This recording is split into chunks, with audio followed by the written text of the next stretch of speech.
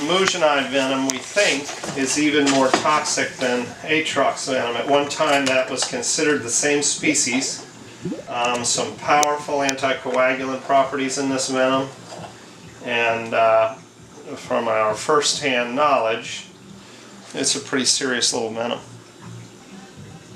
Typically, when we talk about venoms, we don't want to take it to a level of complexity that is no longer interesting to the average individual. You know, if we use that word cardiotoxin or we use that word cytotoxin, or we try and explain it, but we try and do so where it's interesting. It's not, what? You know, first of all, there are like 5 families of venomous snakes, and each family, have their own spectrum of venom and clinical effects. The elapids, for example, are generally neurotoxic snakes. They cause death by paralyzing the respiratory muscles and you can't breathe.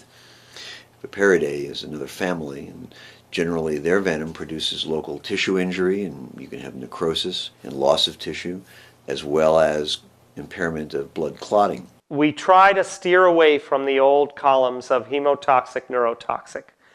And what we typically try and do is explain that in fact many venoms have both neurotoxic components or hemotoxic components or cytotoxic components, to simply say that nothing is quite so cut and dry. Rattlesnakes are interesting because they do show tremendous variation in their venom. We see the variation in various components. It's not just a single one of the 100 or more proteins in a venom that varies. We see it across the board.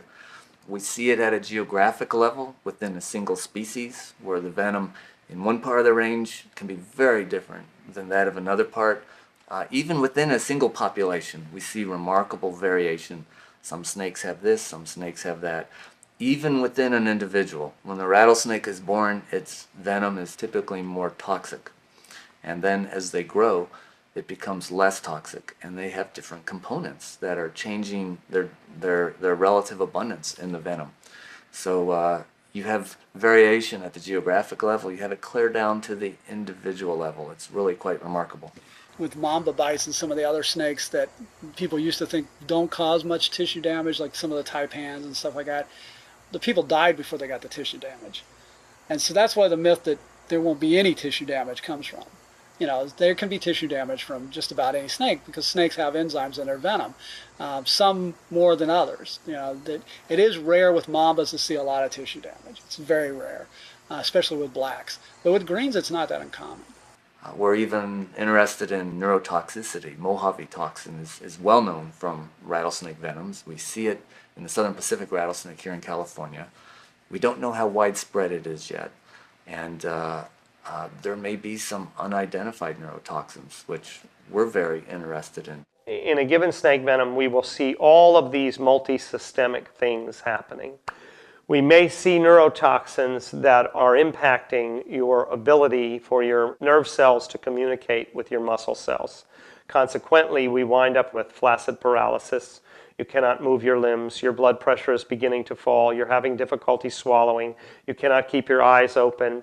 And you're beginning to have difficulty breathing. At the same time, other components in that same venom may be in fact destroying the cell wall around your blood cells, may be in fact destroying part of the wall of your muscle cells, may be in fact introducing things into your bloodstream like fragments of fibrinogen, consequently clogging up your kidney's ability to filter your blood.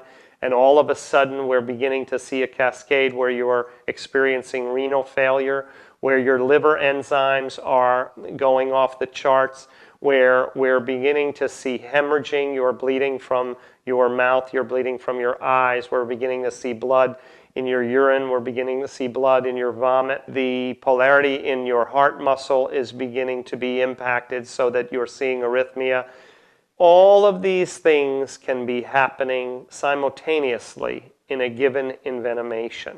And you can begin to understand that the complexity of those liquids falling from that snake's gland are far beyond the classification of a neurotoxin or a hemotoxin.